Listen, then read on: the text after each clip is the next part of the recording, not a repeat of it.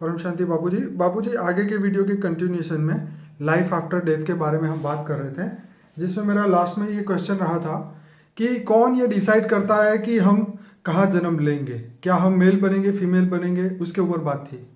देखो, सूक्ष्म जगत में जी। कई ऐसे साधु संत महात्मा बैठे हैं, वो गाइडलाइन देते हैं तुम्हें राइट। कि तुम्हारा कर्मों का हिसाब कितना इतना बाकी है, हम्म।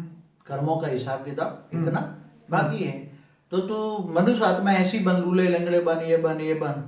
तो कोई गरीब के यहाँ जन्म लेता है और बहुत पावरफुल आत्मा है, पैसे वाली आत्मा, अच्छी स्टेज है, तो उसको बोलता है तू पैसे वाला बनना और पैसे वाला बनकर पैसा कमाकर अच्छा कार्य करना। ठीक है। तो पैसे वाले के यहाँ जन्म लेते हैं, वो तो डायरेक्शन सूक्ष्म जगत वाले देते हैं। पहले चित्रगुप्त के यहाँ होता, दरबार लगता था, कहाँ जन्म लेना, मगर ये सब खत्म हो गया। नहीं, मेल बनना या फीमेल बनना, अगर ऐसा वो तो आत्मा के ऊपर आधार होता है। हाँ। आत्मा की जो मेल, समझो कोई मनुष्य पुरुष मर गया, तो पुरुष के अंदर, उसकी आत्मा के अंदर पुरुष तत्व है, पुरुष भाव है, राइट, भावना है, पुरुष की भावना है। राइट। तो आत्मा जब शरीर छोड़ती है तो पुरुष भाव होता है, हम्म। मगर जब उसके अंदर कोई ऊपर जाती है, सूक्ष्म जगत में जाती है, और फिर उसके अंदर कोई भाव बदलता है, सूक्ष्म वतन में भी भाव बदलता है, भावना बदलती है वहाँ, कर्मों के हिसाब किताब से भावना बदल जाती है, ऊपर में भी सूक्ष्म। तो बाबूजी, यहाँ पर भी ये होता है ना कि ये जो कोई लड़का है वो लड़की बन जाता है, लड़की है वो लड़का बन जाता है। हाँ, वो ये उसको ये लोग बोलते हैं हार्मोनल चेंजेस होता है। देखो, हार्मोन बनते कैसे, पहला ही समझो। पुरुष के हार्मोन और स्त्री के हार्मोन में क्या डिफरेंस होता है? उसकी आत्मा के हिसाब से, आत्मा में जो भावना पड़ी है कि मैं पुरुष हूँ, क्या है? भाव है ना, पुरुष भाव है। राइट। तो पुरुष भाव से उसकी बॉडी के अंदर हार्मोन्स बनते हैं। राइट। उसके सूक्ष्म शरीर, कारण शरीर से सूक्ष्म शरीर बनता है। तो सूक्ष्म शरीर में भाव पड़ा कि मैं पुरुष हूँ। तो जब आत्मा जन्म लेती है तब उसके अंदर, गर्भ के अंदर ही पुरुष, स्त्री या पुरुष अंदर गर्भ में ही बनता है। तो वो अगले जन्म का भाव लेकर आती है। मगर मुझे ज्यादातर ये पता है कि जब ज्यादातर 99% में तो जब पुरुष होता है, पुरुष ही जन्मता है, और स्त्री जन्मता है। मैंने ऊपर में ऐसे भाव बदलते हुए बहुत कम देखे, रेयर केस होते हैं ऐसे जो। और इसलिए यहाँ हार्मोन्स बदल के वाली, मगर एक हार्मोन्स बदलने वाली बात बताऊं मैं आपको, मैंने जो देखी, अनुभव की है समाधि अवस्था में, कि जो हार्मोन्स बदलने वाली जो जन्मी है पुरुष, बरोबर, मगर उसके अंदर छोटी सी उम्र में या 5 साल 10 साल में अंदर कोई स्त्री तत्व वाली आत्मा अंदर कोई घुसी है, उसने प्रवेश किया है। राइट। है पुरुष वाली आत्मा है, जन्म लिया पुरुष ने, पुरुष शरीर है, मगर उसके अंदर स्त्री तत्व वाली आत्मा ने कोई प्रवेश किया, भूत प्रेत ने प्रवेश किया, तो उसकी आत्मा में भाव बिगड़ जाता है, इम्बैलेंस हो जाता है। तो कभी पुरुष भाव आ जाता है, कभी स्त्री भाव आ जाता है, तो फिर बाद में धीरे धीरे वो भूत प्रेत प्रवेश करके पूरी बॉडी को कंट्रोल कर लेता है, तो परमानेंटली स्त्री भाव आ जाता है, और स्त्री भाव में आकर वो सारी ये सब चेंज कराता है सब। चलिए बाबूजी, ये तो हो गई बात। अब हम बात करेंगे जो मृतात्मा, जो जिस आत्मा की मृत्यु हो गई है उसको मृतात्मा बोला जाता है, उसके पीछे की हुई प्रार्थना क्या सफल होती है? क्या पिंडदान, नारायण बलि जो आप बोलते हैं, ये सब सफल होता है उसके पीछे? ये एक्चुअली देखा हूँ तो ये भारत के हिंदू शास्त्रों में जो फिलोसॉफियाँ हैं, जो शास्त्रों में जो बात लिखी गई है, पहले 100% सच थी। भारत के शास्त्र 100% सच थे, चाहे कोई भी शास्त्र हो, वेद हो, उपनिषद हो, पुराण हो, उसको तुम नकार नहीं सकते। ठीक है। मगर पहले जो बातें थी, अब हर कोई चीज बदल गई। राइट। पहले आप देखो, भारत के अंदर आज से 5000 साल पहले केवल आदि, मतलब हिंदू फिलोसॉफी थी। राइट। हिंदू शास्त्र को ही मानने वाले थे। राइट। मगर धीरे धीरे अनेक धर्म आए, अनेक मत मतांतर आते गए। राइट। और हिंदू धीरे धीरे फिलोसॉफी, जो हिंदू फिलोसॉफी है, वो धीरे धीरे बहुत कम रह गई ना। हाँ। तो अब जो दूसरे जो धर्म वाले, जैसे क्रिश्चियन, मुसलमान या दूसरे धर्म वाले, बौद्ध दूसरे, ये तो हिंदू फिलोसॉफी को नहीं मानते, नारायण बनी को भी नहीं मानेंगे। हाँ, वो तो उनको पता ही नहीं है। नहीं, कोई भी हो। तो नारायण बनी में क्या होता है, कोई तुम्हारा पूर्वज है या कोई तुम्हारे घर में बैठा हुआ है पूर्वज, तो कहते हैं कि उसकी नारायण बलि चलाओ। तो वो गंगा के किनारे या कोई भी अच्छी नदी के किनारे जाकर वहां उसकी विधि करते हैं, और विधि करते वो आत्मा को तृप्त, अपने पूर्वज को तृप्त करने के लिए प्रोसेस होती है, विधि होती है। विधि माना प्रोसेस। पर ये क्या सफल होती है, ये एक बड़ा क्वेश्चन। एक्चुअली एक बात बताऊं, समय के हिसाब से सब कुछ बदलता जाता है। अगर वो आत्मा ने कहीं और ही जन्म ले लिया है तो कैसे उसको होगा? देखो एक बात बताऊं, हम्म, नहीं, जिस नारायण बलि के विधि करते हैं या कहीं भी करते हैं, कोई भी प्रक्रिया की, उसके मगर पीछे किसकी प्रार्थना करते भी हैं? की। मैं किसकी करते हैं पहले तो एक बात बताऊं, हम्म, कि जब आत्मा शरीर छोड़ देती है तो 13वीं करते हैं, क्या करते हैं? 13वीं उसको बोले थे तो सबको खाना खिलाया जाता है। सबको खाना खिलाते हैं, राइट, या 12वीं करते हैं तो ब्राह्मण को दान दिया जाता है। ठीक है। तो बोले उसको रास्ते में आत्मा भूखी प्यासी नहीं रहेगी, उसको खाना मिलेगा। हाँ, ब्राह्मणों को दान करो तो उसको रास्ते में मिल जाएगा, उस आत्मा को वहां मिल जाएगा, अच्छा, मतलब जो यहाँ करेंगे वो ऊपर प्राप्ति होगी। उसको मिलेगा, मतलब दूसरे जन्म में प्रोसीडिंग में मिलेगी। राइट, दूसरे जन्म में वो आत्मा जाएगी तब उसको मिलेगी। दूसरे जन्म में मिलेगी। ओके। ये पहले करते थे, हाँ हाँ हाँ, मगर अभी जो पहले ब्राह्मणों में वो शक्ति होती थी, जब वो विधि करते थे राइट तो वो प्रोसेस करा के उसको मिलती थी, राइट, वो आत्मा के साथ प्रोसेस में उसको शक्ति मिलती थी। राइट, तो वो एक्चुअली पहले सत्य था ओके, जो पहले कराते थे, मगर आज जो ये कराते हैं तो 12वीं 13वीं तक तो आत्माएं आसपास में ही घूमती थी, जब विधि होती थी, प्रोसेस होती थी, तो ठीक है। 13वीं तक तो था। जब पिंडदान कराते तब आत्मा कहीं ऊपर चली जाती, कहीं दूर चली जाती। कहते 13 दिन तक तो वो जन्म नहीं लेती। आत्मा घर में ही घुसती है जब तक विधि होती, पिंडदान नहीं होता था, ओके। घर में ही रहती है, आसपास देखती है सबको, ठीक है। आसपास आत्मा देखती है, दुखी होती है, कोई रोता है तो और दुखी हो, इसलिए मरने के बाद किसको रोना नहीं चाहिए। हाँ उसकी सदगति के लिए प्रार्थना, भगवान को प्रार्थना करनी चाहिए, वो उसकी सदगति हो। हाँ हाँ, क्योंकि तुम रोओगे तो वो भी रोएगी सूक्ष्म में। ठीक बात है। इसलिए ये जो विधियां है उसके लिए बहुत गहरा सब्जेक्ट है। देखो ये जो विधि कराते हैं, नारायण बलि हो जो, या उसकी जो आत्माओं की तृप्ति, अपने पूर्वजों की तृप्ति के लिए करते हैं, सब बहुत पहले भी शास्त्रों में लिखा है। तो बाबूजी अब इससे आगे बढ़ते हैं कि जैसे सूक्ष्म लोक के अंदर राक्षस, देवता, दानव, एंजल, फरिश्ते सब लोग अपने अपने अपने लेवल पे है। तो ये सब अभी भी काम कर रहे हैं इन आत्माओं को, जो मृतक आत्मा ऊपर जाती है उनसे डील करने के लिए। देखो अभी आप दुनिया में देखोगे ना, हम्म, तो कोई असुरों की पूजा करते हैं। हाँ बिल्कुल, रावण का भी मंदिर है श्रीलंका, रावण का भी मंदिर है, ठीक है। कोई भी असुर का भी, मतलब शैतान की पूजा करते हैं, तो शैतान की शक्ति चाहिए। एक बार मैंने टीवी में देखा, ये शैतान के उपासक थे, हाँ, और वो उसकी उपासना करते थे, फिर शैतानों को बुलाते थे। बुलाने की एक विधि होते हैं, हाँ, वो अलग अलग विधियां हैं, सब शैतानों को बुलाते हैं और बोले मुझे शैतानों की शक्ति चाहिए, जो कहते हैं ड्रैक्युला, तो क्या है, शैतानों की शक्ति है। तो ये शैतानों की जो आह्वान करते हैं, तो शैतानों ऊपर जो सूक्ष्म जगत में, जैसे वो ज्यादा ऊपर नहीं जा सकते, मगर 500,000 किलोमीटर से ज्यादा ऊपर नहीं जा, उसका साम्राज्य 500 से 1000 किलोमीटर के बीच में बहुत बड़ा साम्राज्य है शैतानों का। ओके। और वो जब शैतानों में, जब आत्माएं कोई भी प्रोसेस में ऊपर जाती है तो पहले शैतान पकड़ते हैं। इसलिए जब अच्छी आत्मा है तो सीधी 2000 किलोमीटर ऊपर में इमर्ज होती, नीचे तक नहीं इमर्ज होती। ओके। अच्छी आत्माओं को यहाँ प्रोसेस में लाते हैं, बोले नहीं तो शैतान पकड़ लेंगे, इसलिए सीधी 2000-3000 किलोमीटर ऊपर उसको इमर्ज करते हैं। ठीक है। तो ये शैतानों का साम्राज्य, जैसे स्थूल जगत में असुर भी हैं, मनुष्य भी हैं, तो बाबूजी ऊपर ऐसे पकड़ने वाले भी है, तो जैसे बचाने वाले भी तो होंगे वहाँ पे। मगर एक लेयर्स होता है, हर जगह लेयर्स में अलग अलग अच्छे भी हैं, बुरे भी हैं। जैसे धरती पर अच्छे भी हैं, बुरे भी हैं, ऐसे सूक्ष्म में भी है। मगर बहुत अच्छे ऊपर चले जाओ ना, 1000-2000 किलोमीटर के ऊपर, तो आत्माओं की स्टेज बदल जाती है। क्या बदल जाती? आत्माओं की स्टेज बदल जाती। जैसे ऊपर चले जाओगे, जैसे धीरे धीरे ऊपर चले जाओगे, ऐसे ऐसे आत्मा निसंकल्प बनेगी। राइट। आत्मा की स्टेज अच्छी बनेगी, पॉजिटिव, तब तो ऊपर जा पाएगा ना, नहीं तो आत्मा ऊपर जा ही नहीं पाएगी। आत्मा में पावर कैसे आएगी? आत्मा अच्छी बनेगी, अच्छी सोच होगी, पॉजिटिव सोच होगी, आत्मा त्याग तपस्या करेगी, परमात्मा को याद करेगी, तब आत्मा में पावर आएगी, तब 2000 किलोमीटर, 3000, 4000 किलोमीटर ऊपर जाएगा ना। और जैसे जैसे ऊपर जाती है तो आत्मा की सोच बदल जाती है, आत्मा पॉजिटिव हो जाती है। तो जो पिशाच वाले जो है ना, ये ज्यादा से ज्यादा 1000 किलोमीटर जा सकते, इससे ऊपर नहीं जा सकते, ज्यादा से ज्यादा पिशाची।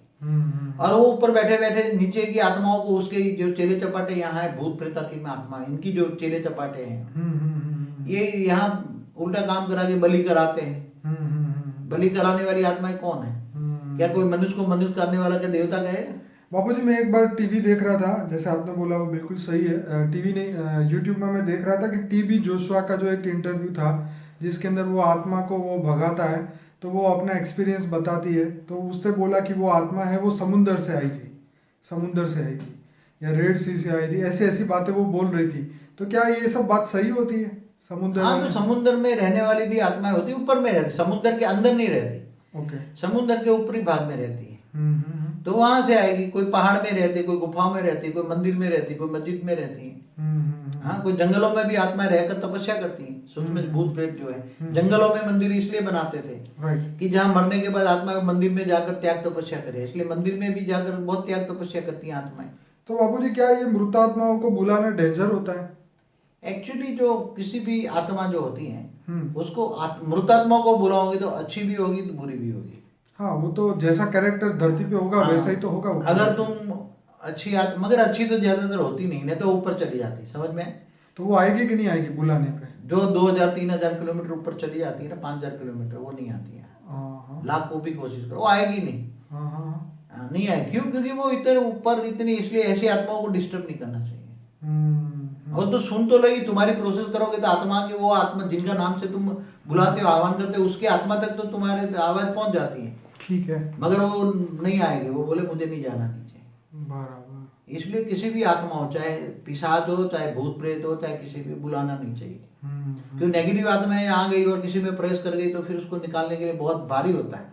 पिशाच को निकालने के लिए कितना वो उसको सजा देते, शरीर पे मारते हैं, पीटते हैं, गरम गरम लोहे का क्या करते देते हैं, क्योंकि अंदर अंदर आत्मा छिप जाती है। भूत प्रेत अंदर घुस जाए, उसको आत्मा नहीं कहेंगे, भूत प्रेत कहेंगे हमेशा। आत्मा मत बोला करो, ऐसे को आत्मा नहीं कहेंगे। जो आत्मा परमात्मा को जानती है वो आत्मा तो ऊपर चली जाती है। भूत प्रेत ही यहाँ धरती पर रहता है, इसलिए इसको हम जीवात्मा बोल सकते हैं? जीवात्मा को जीव भी ना कहो, जीव भी अच्छी आत्मा है, दुख नहीं देता उसको जीव कहेंगे, आगे भूत प्रेत कहो। ओके। ऐसी आत्माएं जो है मायावी है, दुख देने वाली है, उसको भूत प्रेत कहते हैं। तो बाबूजी ये जो पुनर्जन्म परलोक की जो बुक है गीता प्रेस की, इसके अंदर भी बहुत सारी ऐसी घटनाएं लिखी हुई है। पत्थर मारने वाले प्रेत होते हैं, ये होता है, मतलब अमेजिंग है। मैं अगर ये बातें करूंगा यहाँ पे तो बातें लंबी हो जाएगी। अरे 100 घंटे का वीडियो बनेगा अगर परलोक पुनर्जन्म। तो ये हमारे भारतीय शास्त्रों में जो लिखा है। हाँ। तो क्या होता है, कितने 5000 साल वाली आत्मा है, 5000 10 साल झाड़ में बैठी रही, ऊपर बैठी रही, सब कुछ बहुत आत्मा है सब। तो बाबूजी ऐसा कौन है जो मनुष्य को परमात्मा के नजदीक जाने से रोकता है? कौन रोकता है उसे? देखो एक बात बताओ, क्यों रोकता है? जो बुरी आत्माएं होती हैं, हाँ, वो जैसे भी तुम परमात्मा के याद करने की कोशिश करोगे, तुम ज्ञान मार्ग में जाने की कोशिश करोगे, हाँ, तो ऐसी बुरी आत्माएं तुम्हें रेज मारकर वहां से जाने की रोकेगी। जैसे पहले साधु संत जो यज्ञ करते थे तो ऊपर से राक्षस जो हड्डियां डालते थे। हाँ, हवन में हड्डियां डालते थे। हाँ, इसलिए तो राम ने उसको राक्षसों को मारा था ना। राइट। वशिष्ठ ऋषि वशिष्ठ के लिए ले गए थे। तो ये नॉर्मल लोगों का क्या हाल होता है? इनको कौन रोकता है परमात्मा की ओर जाने में? जो आत्मा बहुत पावरफुल होती है, हाँ, उसके अंदर कई जन्मों के फल के अंदर परमात्मा ज्ञान इमर्ज होता है। एक जन्म का फल से नहीं मिलता। हाँ। अनेकों जन्म से परमात्मा को पास जाने का, परमात्मा ज्ञान चाहिए, आत्मा ज्ञान चाहिए, परमात्मा ज्ञान चाहिए। अनेकों जन्म तक वो ढूंढता रहता है, तब परमात्मा ज्ञान इमर्ज होता है। जैसे आपने कहा था कि ब्रह्म ज्ञान तो कितने भाग्यशाली आत्माओं को ब्रह्म ज्ञान होता है। देखो, ब्रह्म ज्ञान इमर्ज करना, मनुष्य आत्माएं कई जन्म लेती हैं, तब ब्रह्म ज्ञान तक पहुंचती हैं। और फिर ब्रह्म ज्ञानी आत्मा जब जीवन को अंतिम जन्म में जीवन धारण करती है, तो बहुत ऊपर के लेवल में इमर्ज होती है। बीच में नहीं, सीधी आत्मा बिंदी बन जाती है। क्या बन जाती है? आत्मा बिंदी बन जाती है। हाँ, सूक्ष्म शरीर नहीं होता। सूक्ष्म शरीर के बजाय ब्रह्म ज्ञानी निराकार को याद करते। क्या है? ब्रह्म ज्ञानी को पता है, जैसे ज्योतिर्लिंग होता है, शिव निराकार होता है ना परमधाम में, ऐसे वो ब्रह्म ज्ञानी शिव निराकार को याद करते हैं। तो जैसे ही उसको पता है कि मैं प्रोसेस में जाऊंगा, सूक्ष्म शरीर निकाल के जाऊंगा तो मुझे बेहिसाब समय लगेगा, और बीच में सूक्ष्म में पहले तो असुर मिलेंगे मेरे को, तो मुझे ऊपर जाने नहीं देंगे, रोक लेंगे, फिर मुझे परेशान करेंगे। इसलिए जो ब्रह्म ज्ञानी होता है, अंतमतीसो गति में निराकारी आत्मा निराकार को शरीर धारण करती है, निराकारी स्टेज को धारण करती आत्मा। क्या? उसका सूक्ष्म शरीर नहीं होता। तो यहाँ पर आत्मा निराकार स्वरूप, एक मिनट, आत्मा निराकार बिंदु बनकर सीधा परमधाम में चली जाती है। उसको ब्रह्म ज्ञानी को ब्रह्म ज्ञान प्राप्त होता है। यही ब्रह्म ज्ञान, आत्मा को निराकारी स्टेज बनकर सीधा परमधाम 1 सेकंड में, उसको ब्रह्म ज्ञानी कहते हैं। तो बापूजी, यहाँ पे जो मनुष्य को ये परमात्मा की ओर जाने में जो रोकते हैं, जैसे उनके ही रिलेटिव है, जैसे कृष्ण ने भी बोला ना कि कौन जिएगा कौन मरेगा तेरी समस्या नहीं है। लेकिन आजकल समस्या यही है कि कोई अच्छा काम करने जाते हैं तो सब उसके रिलेटिव ही उसको बोलते हैं ये कहाँ फंस गया, ये क्या कर रहा है, ये कर रहा है। तो ये उसको रोकने वाले क्यों आ जाते हैं बीच में? देखो, ऐसा है, ये संसार में 99.99 नेगेटिव लोग रहते हैं। कितना ओके। नेगेटिव लोग रहते हैं, मायावी लोग रहते हैं। इसलिए कोई अच्छा कार्य करने जाओ। आज भी तो तुम्हारे आज जो ज्ञान चल रहा है, जो जितने भी दुनिया पर जो ज्ञान चल रहा है, राइट, उससे ऊपर का तुम ज्ञान दोगे, परम ज्ञान दोगे तुम। और जो किताबों में नहीं लिखा है, जो परम ज्ञान है वो किताबों में नहीं लिखा। परम ज्ञान कोई दे नहीं सकता, ना लिख सकता है। ठीक है, बिल्कुल सर। जैसे वेद व्यास ने जो लिखा, वेद उपनिषद पुराण जो भी लिखा, ठीक है, मगर वो अपनी दिव्य दृष्टि से लिखा। राइट, मगर परम ज्ञान तो कोई लिखा नहीं सकता। राइट। तो अगर तुम परम ज्ञान, परम सत्य ज्ञान दोगे तो ये धरती पर रहने वाले अपोज करोगे। इसलिए कोई अच्छा कार्य करने वाला आत्मा को कोई सहयोग नहीं कर रहा, मगर सूक्ष्म जगत वाली नेगेटिव आत्माएं जब कोई अच्छा कार्य करने के लिए जो सोचता है तो उसको संकल्प पकड़ने वाली आसपास में आत्माएं बैठी होती है ना, घर में ही बैठी, भूत प्रेत तो बैठे हैं आज, राइट। तो वही भूत प्रेत घर में जो बैठे हैं उसको ही कार्य अच्छा नहीं करने देंगे। और स्थूल जगत में भी जिनके देह और देह के संबंधी उसको अपोज करेंगे, उसको कार्य नहीं करने देंगे, क्योंकि वो उसको समझ नहीं पाएंगे। उसकी आत्मा की कैटेगरी एकदम डाउन है, जो देह और देह के संबंधी है ना। इसलिए तो गीता में क्या बोला, तू मुझको देह और देह के सर्व संबंध भूलकर आत्मस्वरूप बन, मुझ परमात्मा को याद कर, मैं तेरे सब पापों का विनाश कर दूंगा। इसलिए देह और देह के एक कई जगह तो गीता में भी बोला है, तेरे सबसे दुश्मन कौन है? जो अर्जुन को ज्ञान दिया क्या बोले, जो सामने तेरे जो खड़े हैं देह और देह के संबंधी गुरु, भीष्म पितामह जो खड़े हैं, ये सभी ये जिंदा लाशें हैं। क्या है? जिंदा। तू उसको मार डाल। इसलिए कई जगह भी बोला है तुम्हारे सबसे बड़े दुश्मन कौन है? देह और देह के संबंधी। क्योंकि अच्छा कार्य करेंगे तो नहीं, तुम्हें करने भी नहीं देंगे, बीच में विघन डालेंगे। इसलिए देह और देह के सर्व संबंध भूलना ही है उनको। कोई हमें सहयोग दे या ना दे, हमें देखना नहीं है। राइट। इसलिए लोकलाज को पहले त्यागना है। जो अच्छा कार्य करता है ना, उसको ये पहले पता होता है कि मुझे गालियां देंगे लोग। समझे? जब सत्य होता है तो परम सत्य हमेशा कड़वा होता है। क्या होता है? तो इसलिए जो परम सत्य को जानने वाला है, परम सत्य को करने वाला है, उसको दुनिया भर की गालियां खानी पड़ती है, पत्थर खाने पड़ते हैं। इसलिए अच्छा कोई उसको सहयोग नहीं देंगे। हाँ, वो एक जगह मैंने पढ़ा भी था फेसबुक में कि झूठ बोलने वाले तो चिल्ला चिल्ला के बोलते हैं, और सच बोलने वाले तो उसके पास कोई होता ही नहीं है। देखो, असत्य की दुनिया में सत्य बोलना आजकल बहुत कड़वा है। चलिए बाबूजी आगे बढ़ते हैं। जैसे घोर पाप करने वाले, जो बुरे विचार वाले, बुरी आदतें वाले, नशीले चीज से जो भरे हुए जो लोग हैं, जो इन सब चीजों का सेवन करते हैं, वो मनुष्य, उनके सूक्ष्म देह पर क्या असर होता है? हाँ, तो ऐसे जैसे कोई भी, जैसे मैं बताऊं, नशा करने वाले, राइट, बीड़ी पीने वाले, सिगरेट पीने वाले, उसका जो सूक्ष्म शरीर है, उसमें जो वायु तत्व का शरीर है, वो बिल्कुल डैमेज हो जाता है। इसलिए जब वो मर जाता है आत्मा, तो उसके जो धूम्रपान करने वाले या जो भी हैं, केवल मनुष्य जन्म में जहाँ कैंसर होता है, तो कैंसर हो जाता है ना, तो उसका कैंसर का जहां जहां भी पोर्शन होता है, वो सूक्ष्म सेल डिस्चार्ज हो जाते हैं। सूक्ष्म शरीर के सूक्ष्म सेल, सूक्ष्म शरीर सेल से बना होता है ना। हाँ, वो जैसे बताया 100 ट्रिलियन सेल से बना। हाँ, जो जितना भी है, हाँ, वो भाग में जैसे धूम्रपान किया तो कैंसर हो गया, तो कैंसर के वो भाग के सेल, सूक्ष्म शरीर के सेल डिस्चार्ज हो जाते हैं। देखो, हमारा स्थूल शरीर के अंदर सूक्ष्म शरीर कहाँ होता है? हाँ, ये बताइए, बहुत इंपॉर्टेंट। जैसे स्थूल शरीर होता है, जैसे एक सेल है हमारा, ठीक है, हमारा स्थूल शरीर का एक सेल है, ठीक है, वो जल मिट्टी से बना है, ठीक है, और उसके अंदर सूक्ष्म शरीर है। कितना? एक सेल के अंदर सूक्ष्म है। जल मिट्टी के एक सेल के अंदर वायु और अग्नि का और आकाश का एक सेल है। ओके, जैसे वो बोलते हैं ना, न्यूक्लियस के अंदर इलेक्ट्रॉन, प्रोटॉन। हाँ, जैसे ऐसे होते हैं, 3 लेयर्स होते हैं, बीच में न्यूट्रॉन, उसके ऊपर प्रोटॉन और उसके ऊपर इलेक्ट्रॉन। ऐसे अंदर जल और मिट्टी वाला सेल, उसके अंदर वायु और अग्नि वाला सेल, और उसके अंदर आकाश। जो आकाश है, ये बीच वाला सेल है।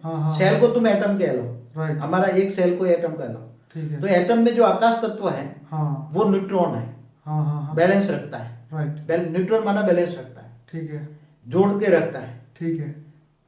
और ऊपर जो है प्रोटॉन माना वायु और अग्नि का, अग्नि तत्व का, वायु में अंदर अग्नि है, ठीक है, और थूल ऊपर जो ऊपर है इलेक्ट्रॉन, हाँ, जो वही यहाँ मिट्टी और जल का है जो। Okay okay. तो ये कैंसर सबसे पहले सूक्ष्म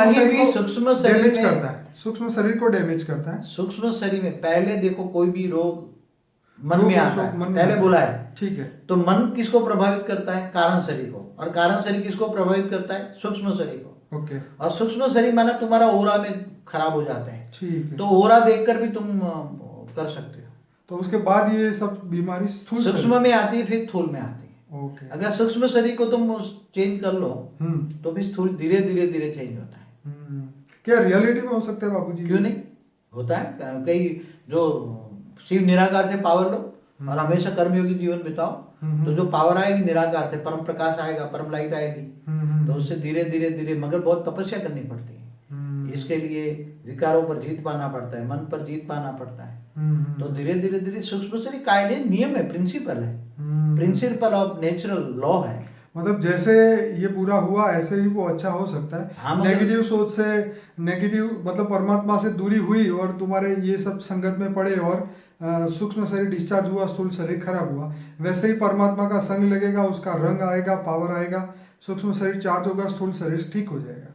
एक कॉमन प्रिंसिपल ऑफ यूनिवर्स है। चलिए बाबूजी, ये तो बहुत बढ़िया बताया। अब आगे बताइए कि मृत्यु के पूर्व इंसान को क्या क्या छोड़ देना चाहिए? मैं तो कहता हूँ बचपन से ही सब कुछ सुधर जाना चाहिए। ये जो दुनिया की मायावी चीजें है ना, हाँ। वो उसको बचपन से ही माँ बाप को बताना चाहिए कि दुनिया के बच्चे, ये दुनिया माया है। क्या है? Temporary sir. माया माना झूठी काया। शास्त्रों में बोले झूठी काया, ये झूठा शरीर है, असली शरीर नहीं है। असली शरीर तो परम तत्वों का है, जिसको कारण जगत में होता है, परम तत्वों का है। तुम फरिश्ता थे, याद कराना चाहिए। तो झूठी काया, झूठी माया, झूठा जग संसार, ये सारा संसार ही झूठा है। असली संसार कहाँ है? जो इन आंखों से दिखता है वो विनाशकारी है, जो नहीं दिखता वही परम सत्य है। तो अविनाशी दुनिया कहाँ है? अमर लोक कहाँ है? अविनाशी दुनिया मना अमर लोक। तो अमर कहानी रोज अपने बच्चों को सुनाना चाहिए, माँ बाप को, बचपन से ही। बचपन से ही गर्भ में ही ज्ञान सुनाना चाहिए। क्या? बच्चों को गर्भ में ही ज्ञान सुनाना चाहिए। जब बच्चा, आजकल एक फैशन है ना, पहले ही जैसे अभिमन्यु ने अभिमन्यु को ज्ञान सुना था ना, वो क्या नाम, वो कोठा युद्ध क्या बोलते हैं उसको। तो आज भी गर्भ में बच्चों को ज्ञान सुनाना चाहिए कि बेटा तू धरती पर आ रहा है, ये सब माया है, तेरे कर्म बंधन से तू आ रहा है, मगर तू पैदा होते ही तू ज्ञान सुन ले, तू परमात्मा निराकार को याद कर, परम ब्रह्म को याद कर। और बाबूजी जैसे गुरुवाणी में उसमें भी कहीं ऐसा लिखा है, बताया जा रहा है कि गर्भ के अंदर भी जब वो आत्मा होती है उसको बहुत दुख झेलना पड़ता है। उसको ये अपने पाप याद आते हैं कि भी अब तू धरती पे जाएगा तो अच्छा बन के करना, लेकिन जब वो जन्म ले लेता है तब वो भी भूल जाता है। जब तक गर्भ में आत्मा होती है ना, तो अगला जन्म उसको याद होता है, उसी आत्मा को। इसलिए अगले जन्म के विकर्म उसको दिखाई देते, पाप दिखाई देते हैं। और उसको ये भी पता होता है उसके पाप स्वरूप ही मैं धरती पर ये जन्म ले रहा, इसलिए वो दुखी होता है। और उसके दुख की इफेक्ट उसकी माता पे पर पड़ती है। माता भी दुखी हुई, मगर उसको माता को गीता ज्ञान पढ़े, अच्छा ज्ञान, परमात्मा को याद करे, तो माता की मन की इफेक्ट जो बच्चा है गर्भ में उस पर पड़ेगी और उसका भी परमात्मा ज्ञान उसके अंदर इमर्ज होगा। तो बाबूजी ये ज्ञान योग से सूक्ष्म शरीर प्रकाशमान हो जाता है, ये क्या ये सिर्फ ऊपर जाके ही हो सकता है या धरती पे भी हो सकता है? देखो मैं बताऊं, उसके कितने लेयर्स होते हैं। हाँ।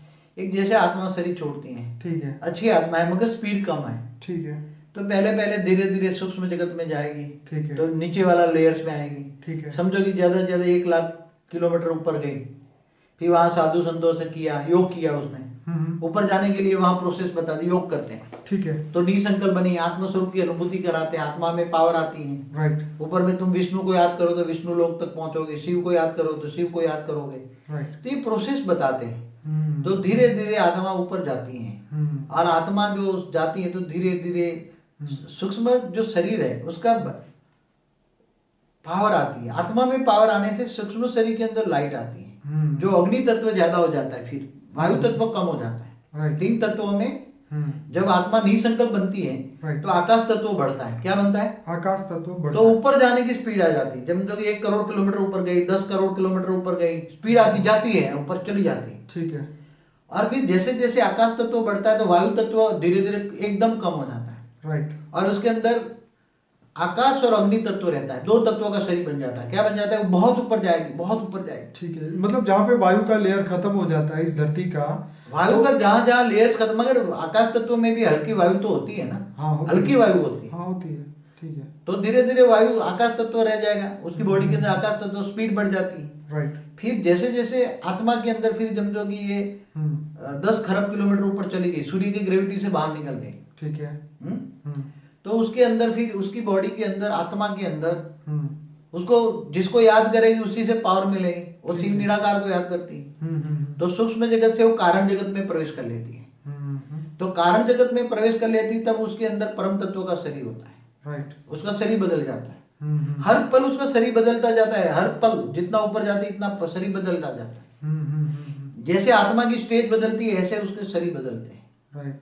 और आत्मा की स्टेज अच्छी होती है, आत्मा में पावर आती है, ज्ञान आता है, योग आता है, वैराग आता है, तब वो ऊपर जाती है। फिर जैसे विष्णुपुरी में गई तो कारण जगत है। तो कारण जगत में 3 तत्वों का शरीर के बजाय परम तत्वों के 3 परम तत्व, परम आकाश, परम वायु, परम अग्नि। ठीक है। और महाकारण माना शिवपुरी, वहां 100% परम तत्व है। राइट। फिर आत्मा निराकारी बन जाती, शरीर दोनों शरीर चला जाता है, आत्मा निराकार बन जाती है, परम धाम में चली जाती है। तो जीव से शिव बन गया वो। और शिव को फिर ज्ञान होता है, ज्ञान स्वरूपम, ब्रह्म को पूरा ज्ञान होता है, ब्रह्म ज्ञानी बन गया पूरा। और शिव स्वरूप बन गया, जीव से शिव बनता है। तो परम धाम में उसके अंदर शिव समान कैटेगरी होती है। और फिर उसको ज्ञान होता है कि उसका भी क्रिएटर महाशिव है। तो महाशिव के जाने के लिए उसकी प्रोसेस में आता है। तो निराकारी स्टेज में कई ग्रुप में कई निराकारी आत्माएं मिलकर एक पावर का गोला बनाकर उसमें महाशिव के पास चली जाती, गैलेक्सी के बीच में जहाँ महाशिव रहता है सेंटर पॉइंट में। फिर तो वो ये शिव से महाशिव बन गए। ऐसी तरह महाशिव के पास बहुत पावर लेती, फिर ज्ञान आता है कि उसके से परम महाशिव भी है। तो इस यूनिवर्स के सेंटर पॉइंट में परम महाशिव रहता था, वहां भी जाती, भी ट्रैवल में आ जाती आत्मा। तो मुझे ये जर्नी आप जो बता रहे हैं वो आफ्टर डेथ की बात है क्या? ये अभी मनुष्य अभी से कर सकता है क्या इस जीवन में?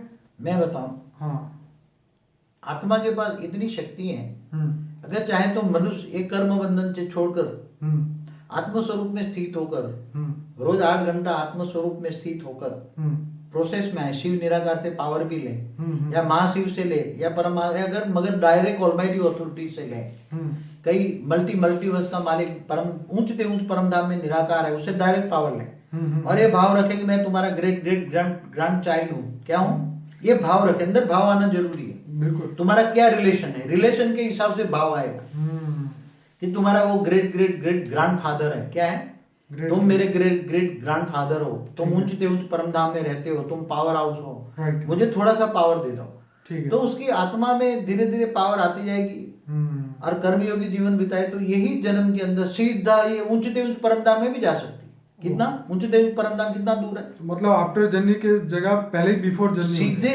गीता में इसलिए तो बोला है तुम मुझे याद कर तो मैं तुम सीधे मेरे पास चले आओ, सीधे, बीच में कोई इंटरप्ट नहीं करेगा। वाह, ये तो बहुत वंडरफुल बात है।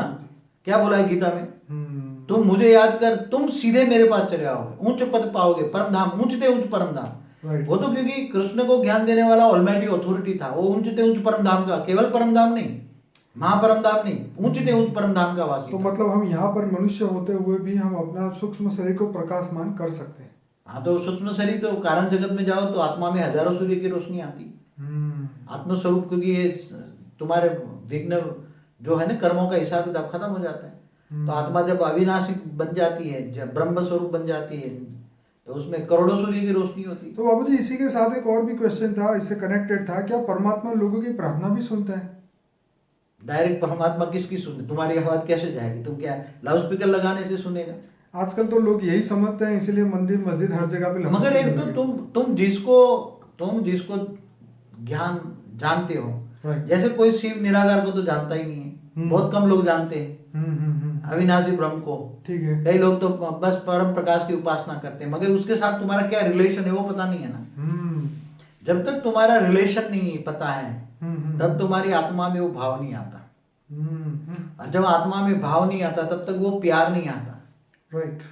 और जब कि तुम्हारा परम पिता है, वो उसके गुण नहीं जानते, वो दया का सागर है, प्यार का सागर है, ये सब, तो उसके गुण भी धीरे धीरे आएंगे, मनुष्य आत्मा में धीरे धीरे गुण आएंगे। तो वो स्टेज को लाना, ज्ञान समझना, ये सब बहुत बड़ी बात होती है।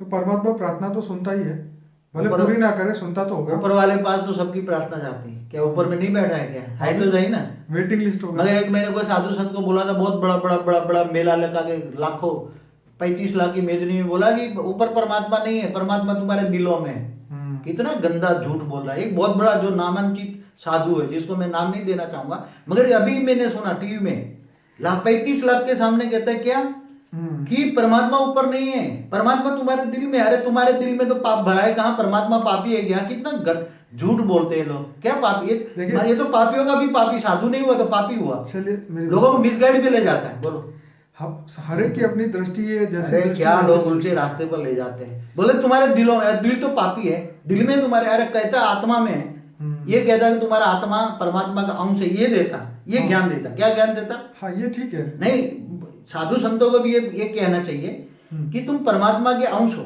ये बात तक ठीक है, ठीक है, मगर तुम्हारी आत्मा मैली हो गई है। क्या हो गई?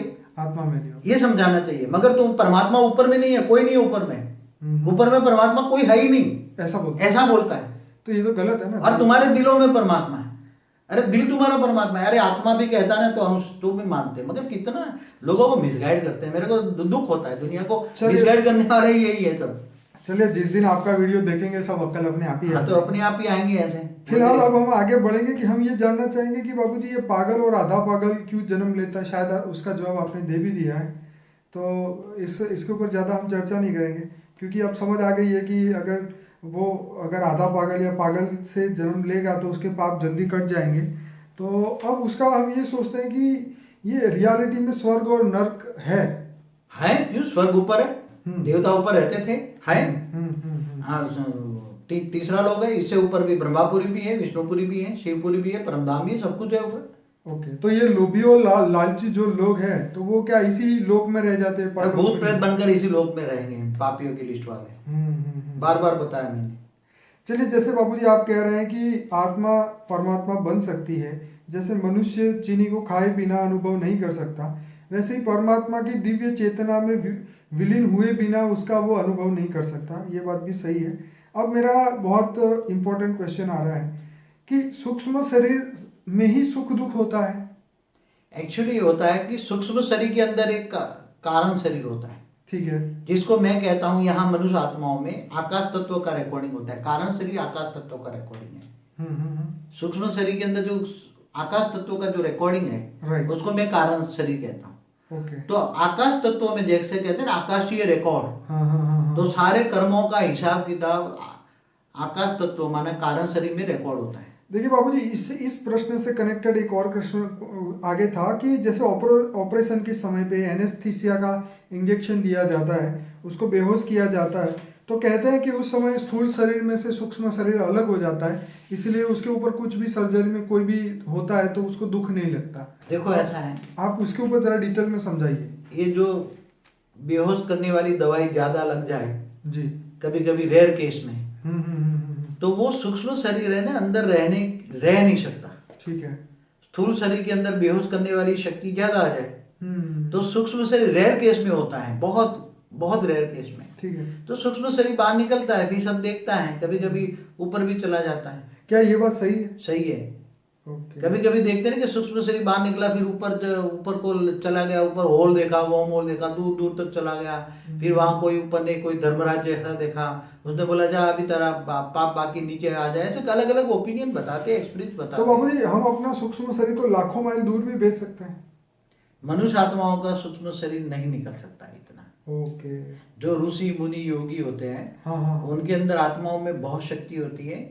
स्थूल शरीर से अंदर से सूक्ष्म शरीर निकालने के लिए कई बहुत यौगिक विधि है। जैसे बाबूजी, आपका एक वीडियो है एस्ट्रल ट्रैवलिंग करके, उसके अंदर आपने पूरा अपना लाइफ का एक्सपीरियंस बताया, लेकिन मैं यहाँ ये जानना चाहता हूँ कि जैसे एक जगह पे ऐसा मैंने पढ़ा था कि नींद जब हमें आती है तो हमारा जो सूक्ष्म शरीर है वो स्थूल शरीर से अलग हो जाता है। अगर जिनका नहीं होता उनको नींद नहीं आती। और क्या ये सब सच है, ये सब बातें? ये सब कोरी बकवास है। ओह। क्योंकि जब आत्मा सो जाती है, जब मनुष्य सो जाता है, तो उसमें उसका स्थूल शरीर जैसे काम करने का बंद करता है ना, राइट, तो उसका सूक्ष्म शरीर भी अंदर ही सो जाता है, निष्क्रिय हो जाता है। ओके। जैसे स्थूल शरीर को थकावट लग जाती है तो आराम चाहिए ना, ऐसी तरह स्थूल शरीर थक जाता है तो सूक्ष्म शरीर भी थकावट जाता है, तो सूक्ष्म शरीर वो सो जाता है। तो जो मन थक जाता है, जैसे हम बोलते हैं ना कि हाँ थक गए, टेंशन हो गया, तो मन नहीं थक जाता, तो ये क्या सूक्ष्म शरीर थक जाता है? मन का कारण शरीर मन के हिसाब से बना वो कारण शरीर थक जाता है। ओके। तो वो सूक्ष्म शरीर डिफेक्ट होता है, तो स्थूल शरीर डिफेक्ट होता है। तो वो सो जाता है, बाहर नहीं निकल सकता। सूक्ष्म शरीर को बाहर निकालने के लिए तो बड़े बड़े ऋषि मुनि कई जन्मों तक तपस्या करते हैं, तब स्थूल से सूक्ष्म शरीर बाहर निकालने की विधि जानते हैं, बहुत प्रयोग करते हैं, तब जाके करते हैं। ऐसा नहीं होता। और ये जो ऑपरेशन में जो होता है वो रेयर केस में होता है। बेहोश करने की दवा ज्यादा दे देते हो, बेहोश हो जाता है तो निकल जाता है। बाकी ऐसा नहीं कि सो गए और सूक्ष्म शरीर बाहर निकले, पूरी बकवास है, मैं नहीं मानता। मेरा एक्सपीरियंस नहीं कहता, मैं तो कई बार अपना अनुभव कर चुका हूँ। चलिए बाबूजी, ये तो सब बात अब हमें समझ में आ गई, पर अब ये है कि अब इस आत्मा को जब ये सब ज्ञान हो गया, जीवन का, मृत्यु का, पुनर्जन्म का, पुण्य का, पाप का, हर चीज का मनुष्य को धीरे धीरे धीरे धीरे जब ज्ञान होने लगता है, तो वो यही चाहता है कि मैं जब भी मेरा शरीर छूटे तो सीधा जैसे उद्व गति की ओर जाए और परम परम धाम में सीधा हम पहुंच जाए। तो ऐसे कई लोग सोचते हैं, लेकिन क्या करना चाहिए उसके लिए वो काम उसको नहीं पता होता है। वो उसके बारे में बताइए। देखो, एक तो हर एक कोई जो पावरफुल आत्माएं हैं, ये धर्म नाच जात भेद से परे ऊपर उठकर एक ऑलमाइटी अथॉरिटी को ढूंढिए। हमारे सारे वीडियो योग की विधि है वो सुनिए।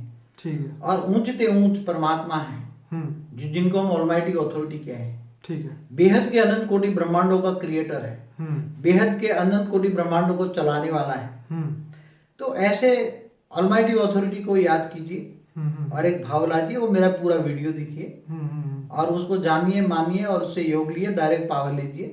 तो आपका ये जन्म नहीं, अगले जन्म भी तुम सीधे ऊंचते ऊंच परम धाम में चले जाओगे, इसकी गारंटी मैं लेता हूँ। इसलिए सब ये धर्म नाच जात से परे चले जाओ। ये जो उससे ये दुनिया का जो परम ज्ञान है, परम ज्ञान लो। ये जो आज धरती पर जो जितने भी वेद शास्त्र है, इससे परे का ज्ञान, परम ज्ञान लो। क्या ज्ञान? परम ज्ञान जो मैंने वीडियो में दिखाया है। परम ज्ञान से उच्च ऑलमाइटी अथॉरिटी को जानो, बेहद के विश्व के बाप को जानो, बेहद का बाप को जानो, बेहद के विश्व के क्रिएटर को जानो, बेहद का विश्व कितना बड़ा है वो जानो। हाँ बाबूजी, कई लोग ज्ञान नहीं सुनना चाहते, वो कहते सिर्फ योग सिखाओ। योग तो वही है कि एक सोच, ज्ञान के बिना एक बात बताऊं, हाँ, सीधी तुम डॉक्टरी पढ़े बिना बोलता है मेरे को सीधी सर्जरी करने दो, तो ये तो बकवास की बात है। ऐसे लोगों को हमें एंट्री नहीं देना है। पूरा पहला सब्जेक्ट है ज्ञान। राइट। पहला सब्जेक्ट जब ज्ञान आएगा, आत्मा परमात्मा वर्ल्ड ड्रामा, कैसे योग करना, योग की विधि क्या है, जब तक तुम ऑलमाइटी को नहीं जानोगे, कहाँ रहता है, क्या करता है, उसके क्या गुण धर्म है, क्या है। इसलिए भगवान किसी को भी देखो, गीता में कहा है ना, मैं जप तप ध्यान योग से नहीं मिलता। क्या बोला? मैं जप तप ध्यान योग से नहीं मिलता, मैं केवल ज्ञान से मिलता। बाबूजी, आपकी बात बिल्कुल सही है। भगवान कृष्ण ने यह भी कहा है कि जो ज्ञान है उस परम तत्व को सूर्य की भांति प्रकाशित कर देगा, जिसके बाद इंसान जीवन और मृत्यु से ऊपर चला जाएगा और परम शक्ति को प्राप्त करेगा। ऐसा महाभारत के 74 नंबर के एपिसोड में 10वीं मिनट की लाइन पे ये बात बताई गई है। अच्छा बाबूजी, बहुत बहुत धन्यवाद आपका, आपने बहुत अच्छा हमें दिया। लेकिन मैं अपने श्रोता को ये बताना चाहता हूँ कि अगर कोई भी इस ज्ञान को आगे बढ़ाना चाहता है तो इसको यूट्यूब में शेयर करें, फेसबुक में शेयर करें, लाइक करें और सब्सक्राइब करें, ताकि हमारे आने वाले वीडियो का मैसेज आपको मिलता रहे। बहुत बहुत धन्यवाद बाबूजी। परम शांति।